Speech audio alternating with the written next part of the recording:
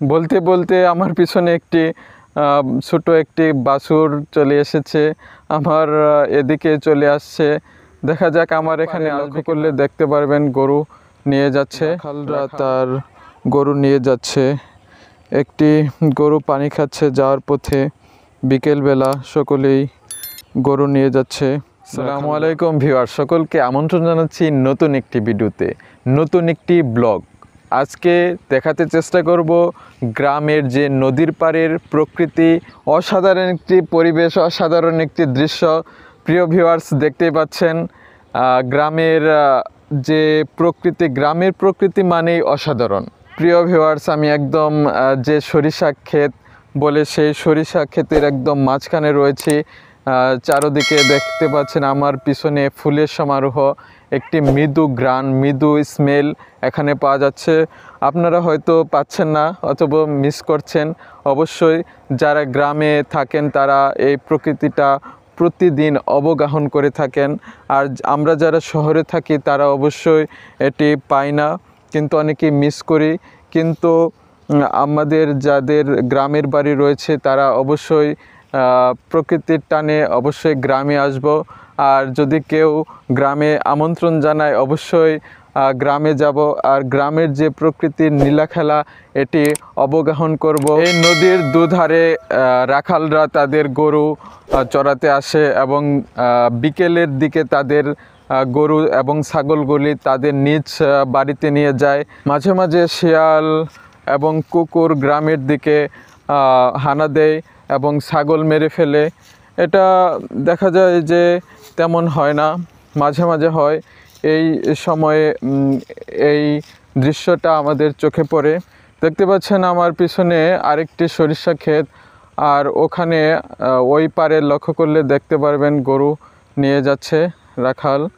বলতে বলতে আমার পিছনে একটি ছোট একটি বাছুর চলে এসেছে, আমার এদিকে চলে আসছে।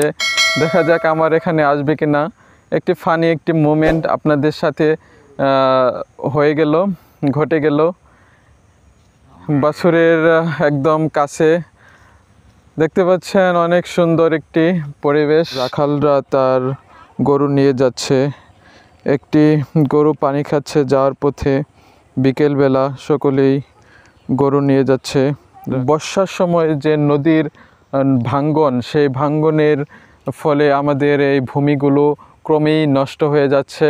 আমরা বেশি করে গাছ লাগাবো এবং নদীর পাড় যাতে না ভাঙ্গে আর নদীর পাড় যাতে শক্ত থাকে এ বিষয়ে লক্ষ্য রাখবো। আমার পিছনে একটি তাল গাছ দেখা যাচ্ছে। প্রিয় ভিউয়ার্স, লক্ষ্য করলে দেখতে পারবেন আমার পিছনে একটি বিশাল বড় তাল গাছ। নদীর পাড়ের শক্ত করতে এরকম বড় বড় গাছ লাগানো আমাদের উচিত। দেখতে পাচ্ছেন অসাধারণ একটি পরিবেশ, নির্জন, আশেপাশে কোনো লোকজন নেই, মাঝে মাঝে পাখির ডাক, অসাধারণ একটি প্রকৃতি। বন্যার সময় নদীর আশেপাশের যে ভূমি, সেই ভূমিগুলা নদীর স্রোতে বিলীন হয়ে যায়। সেজন্য আমাদেরকে খেয়াল রাখতে হবে, কারণ হচ্ছে এটি আমাদের প্রাকৃতিক সম্পদ। নদীর কারণে আমাদের প্রকৃতি বেঁচে আছে। তাছাড়া আমরা নিজের ভূমিটা ইটের ভাটায় বিক্রি করি, নদীর কাছে যাতে এরকম মাটি বিক্রি না হয় সেজন্য আমাদের সচেষ্ট থাকতে হবে। একবার মাটি বিক্রি করলে সেই মাটি আর ফেরত পাওয়া যায় না, পরবর্তীতে দেখা যায় যে নদীর গর্ভেই বিলীন হয়ে যায়। আমার পিছনে একটি রয়েছে মাচা, সবজির মাচা। প্রিয় ভিউয়ার্স, দেখতে পাচ্ছেন অসাধারণ। আমার পিছনে ধানের ক্ষেত দেখা যাচ্ছে, ধান রোপণ করা হয়েছে এখানে। বিশাল বড় একটি পরিসরে ধানের ক্ষেত এখানে। পিছনে রয়েছে জনবসতি একটি গ্রাম। আবার সকলকে শুভেচ্ছা এবং সরিষা ফুলের ভালোবাসা জানিয়ে আমার এই ভিডিওটি শেষ করতে হচ্ছে। আর অবশ্যই লাইক, শেয়ার এবং কমেন্ট দিয়ে পাশে থাকবেন। আর যারা এখনও সাবস্ক্রাইব করেননি তারা সাবস্ক্রাইব করবেন, কারণ নতুন নতুন ভিডিও পেতে আমার এই চ্যানেলটি সাবস্ক্রাইব করে পাশে থাকবেন এবং প্রকৃতিকে ভালোবাসবেন। তথা প্রকৃতি মানে আমাদের মা, প্রকৃতি মানে আমাদের দেশ। তাই দেশকে বাঁচাতে আমরা প্রকৃতিকে নষ্ট করব না, প্রকৃতির টানে গ্রামে যাব এবং অবগাহন করব প্রকৃতির নীলাখেলা। ধন্যবাদ সকলকে, পাশে থাকবেন অবশ্যই। আল্লাহ হাফিজ।